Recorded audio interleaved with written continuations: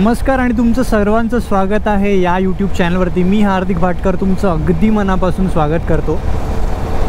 तर आता पुणे जे आहे ते मागे गेलं आणि माझा एक चांगला मित्र आहे अमित, ज्याचं यूट्यूब चॅनल आहे काउंटिंग माइल्स। तर तो रोड ट्रिप करतो आहे सध्या आणि थोडीफार जे प्रोडक्ट्स होते ते त्यांनी माझ्या मुंबईच्या परमनंट ॲड्रेसवरती मागवले होते। ॲमेझॉनचे प्रोडक्ट्स होते आणि त्याची टँकबॅग जी आहे ती खराब झाली होती। तर ती दोन ज्या गोष्टी आहेत त्या मला डिलिव्हर त्याला करायच्या होत्या आणि आधी प्लॅन असा होता की मी वडोदराला जाणार होतो, पण नंतर माझ्या भावाचा बर्थडे होता त्यामुळे प्लॅन असा ठरला की रत्नागिरीला जाऊयात आपण आणि त्याचा जो बर्थडे आहे तो सेलिब्रेट करूयात। तर तो जो प्लॅन आहे तो वर्क इन प्रोग्रेस असतानाच जी माणसं इन्वॉल्ड होती या प्लॅनमध्ये म्हणजे माझी होणारी वहिनी आणि बाबा, त्यांच्या सुट्टीचं काय होत नव्हतं। ॲक्च्युली मी मुंबईला पुन्हा जाणार होतो पुण्याला येऊन, बट नंतर विचार केला की अर्धा डिस्टन्स जो आहे तो कवर केलाच आहे ऑलमोस्ट। तर अनाईसे आता आलोच आहोत, तर मग फॅमिलीसोबत जाऊन येऊयात गावी। तर मागे जो बोगदा होता तो पुणे क्रॉस केल्यानंतरचा होता आणि मी आता ॲक्च्युली चाललो आहे रत्नागिरीला। कन्फ्यूज झाला असाल की पुणे आणि या सगळ्या NH4वरून हा का चालला आहे। तर मित्रांनो, नॅशनल हायवे 66 जो आहे आपला ओल्ड मुंबई गोवा हायवे, त्याची कंडिशन काहीशी बरीचशी खराब झालेली आहे आणि त्रास होतो त्या रस्त्यावरनं जाण्यासाठी। तर आजचा जो हा ब्लॉग आहे ह्यात तुम्हाला अल्टरनेट जो रूट आहे, म्हणजे जर तुम्हाला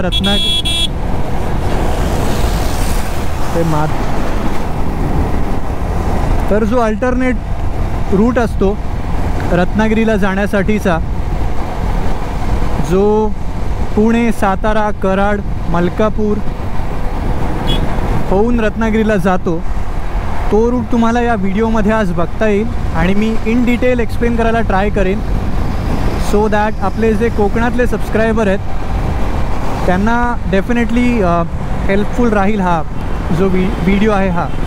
आता कॅच काहीसा असा आहे की जर तुमच्याकडे एक चांगली स्पोर्ट्स बाईक असेल ज्यावर तुम्ही हाय स्पीड कंटिन्युअसली चालवू शकता, तरच मी हा रूट ॲडवाईज करेन। बिकॉज या रूटमध्ये 100 किलोमीटरचा जो डिस्टन्स आहे तो जास्त होतो कम्पॅरेटिव्हली। म्हणजे जर आपण ओल्ड मुंबई गोवानी जायचं म्हटलं तर 375 किलोमीटर आहे मुंबईवरून आणि हा जो रूट आहे हा आहे 475चा।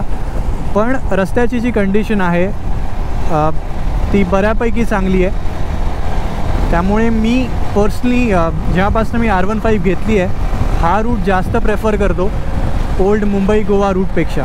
हा जो रूट आहे या रूटवरती हा जो एक घाट सुरू होणार इथून आता, आणि या स्पॉटपासून कराडचा जो फाटा आहे तो एक्झॅक्टली 100 किलोमीटर आहे। म्हणजे तुम्हाला एक आयडिया येईल की किती डिस्टन्स तुम्हाला कवर करायचं आहे। मागे कामतचं एक हॉटेल आहे याच रोडवरती, हार्डली 1 किलोमीटर मागे असेल आणि तिथून 100-101 किलोमीटरच्या अंतरावरती कराडचा फाटा आहे, तो जिथून आपल्याला उजवीकडे जायचं आहे तोपर्यंत नॅशनल हायवे 4वरती सरळच चालवायचं आहे।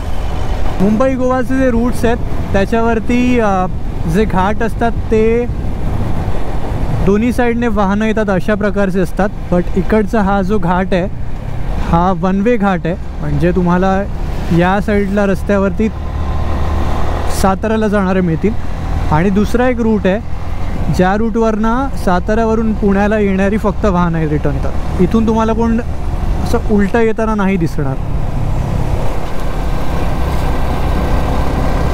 असतात थोडीफार वेडी माणसं, बट एखाद दुसरी असली तर तशी गाडी।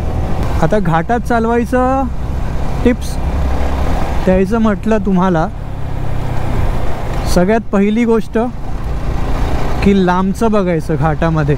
म्हणजे टर्न असं असेल, मी समोर नाही बघत आहे, मी जिथे रस्ता संपतो आहे ना त्या पॅचवरती बघतो आहे। सो बॉडी जी आहे आपली ती ऑटोमॅटिकली ॲडजस्ट होते आणि त्याला कॉर्नरिंग स्किल्सच्या अंडर पण टाकू शकता तुम्ही की जिथे रस्ता संपतो ना तिथे आपलं विजन असलं पाहिजे नेहमी।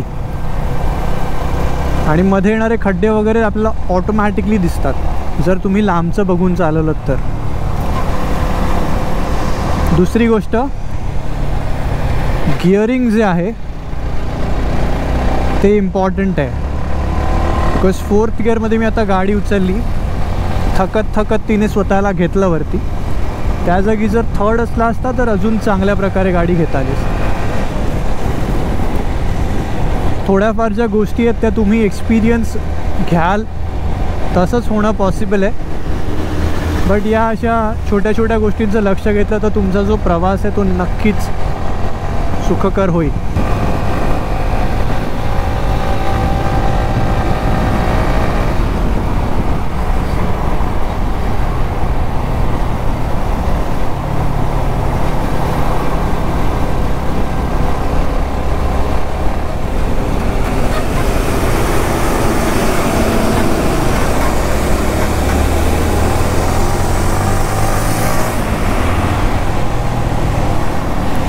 आणि अशा गोष्टी कॉमन आहेत ट्रकवाले आणि बसवाल्यांच्या बाबतीत की जी लेन होती त्याची मिडल लेन होती तरी तो एक्स्ट्रीम लेफ्टच्या लेनमध्ये आला तर ते कॅल्क्युलेशन किंवा प्रेडिक्ट करूनच चालवणं सेन्सिबल आहे. सो दॅट तिथे जर मी हायर गिअरमध्ये हाय स्पीडला असलो असतो तर कदाचित कंट्रोल करणं डिफिकल्ट गेलं असतं. मला ऑलरेडी माहीत होतं की हा मूर्खासारखा माझ्या लेनमध्ये येऊ शकतो, त्यामुळे गाडी स्लो करून लेफ्टला दाबणं मला पॉसिबल झालं.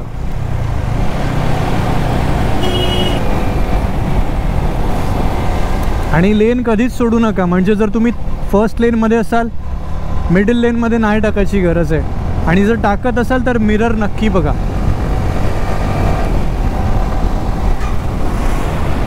हा रूट मी पावसाळ्यात कव्हर केला आहे.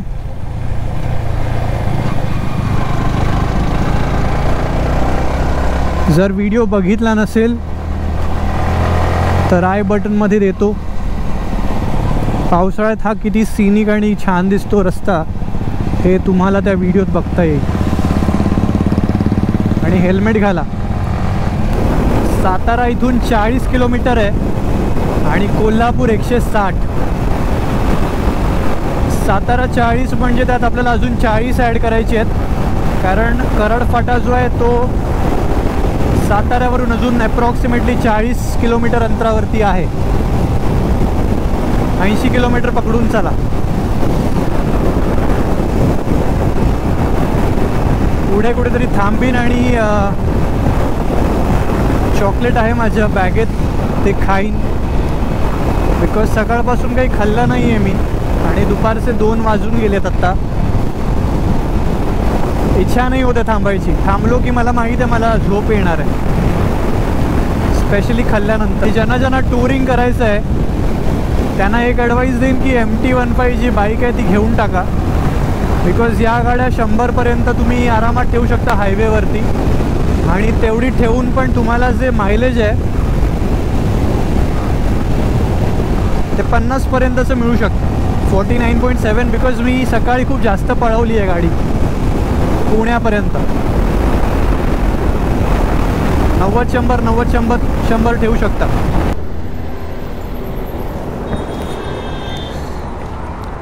तर कामथमध्ये आता मिसळपाव आणि एक थम्सअप छोटंवाला जे असतं 200 mlचं ते मारलं. बिकॉज नंतर झोप आली असती मला. 160च्या आसपास बाकी आहे. आर्याने आराम तर केला आहे बट सीन काहीसा असा आहे की गाडी उन्हात उभी होती. ऊन तसं नव्हतं, ते छोट्याशा झाडाखाली होती बट उजवी बाजू जी आहे गाडीची ती तापली आहे. कुठला पण ब्रेक घ्याल त्यानंतर पहिली 5-10 मिनटं यूज टू होण्यासाठी घालवा सीटिंग पोझिशनला आणि जजमेंट घ्या पुन्हा एकदा. बिकॉज शरीर जे असतं ते सुस्तावलेलं असतं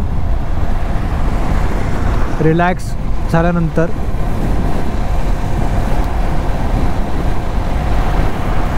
त्यामुळे पहिली 5-10 मिनटं 60-70च्या आसपासच.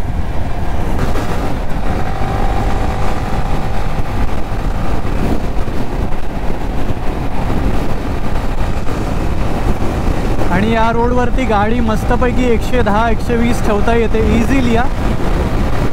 काहीच इश्यू नाही आहेत. फक्त ट्रकवाले मध्ये मध्ये असतात, बट ते तर असणारच आहेत कुठेही जा.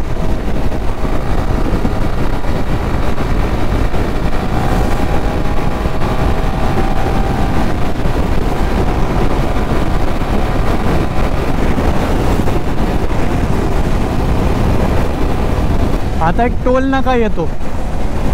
तो टोल नाका आला ना, त्यानंतर आपल्याला उजवीकडे जायचं आहे.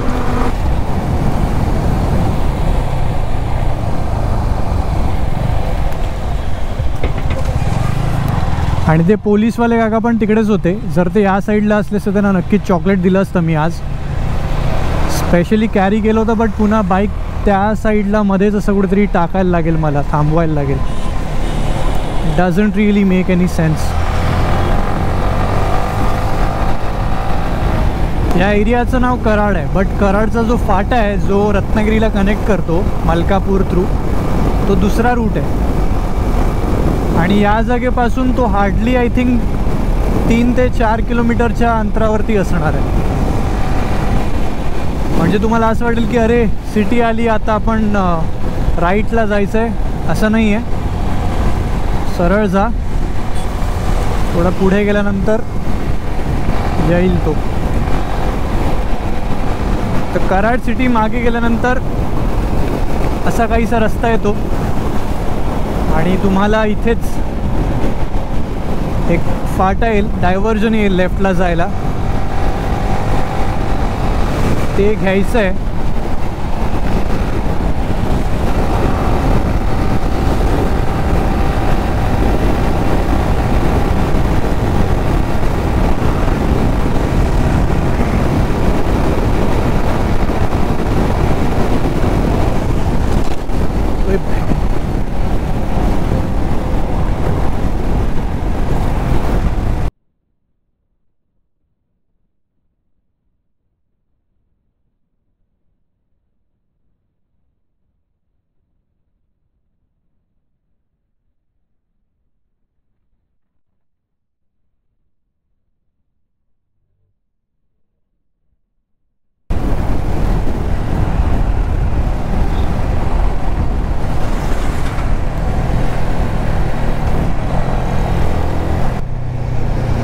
Holy shit.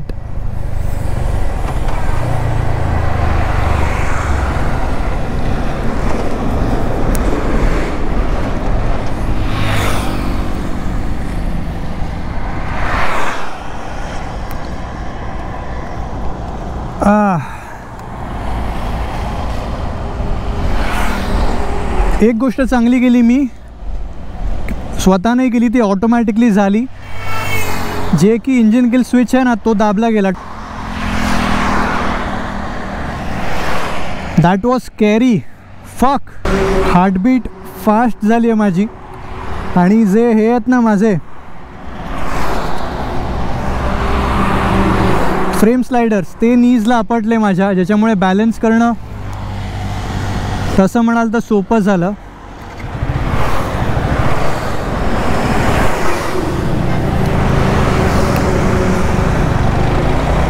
मला स्वतःला या राईडमध्ये काहीतरी नवीन शिकायला मिळालं आहे आणि ज्याचा फायदा तुम्हा सर्वांना होणार आहे. की ॲबसेंट माइंडमध्ये रंबलर्स जे असतात त्याच्यावरती एका हातावरती किंवा हात सोडून चालवू नका. बाईक कंट्रोल झाली बिकॉज स्पीड जी होती ती तेवढी जास्त पण नव्हती आणि तेवढी कमी पण नव्हती ज्याच्यात मी पडीन. जर स्पीड जास्त असली असती तर कंट्रोल करायला डिफिकल्ट गेलं असतं आणि जर कमी असती तर हँडल जे आहे ते जास्त मूव्ह झालं असतं. ते गणपती बाप्पा जे आहेत ना, ते असल्यामुळेच कदाचित प्रवास जो आहे तो चांगला होतो.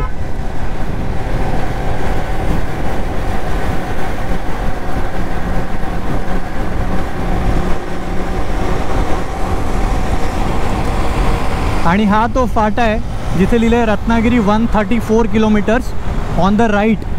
तर आपल्याला इथून लेफ्ट घ्यायचं आहे.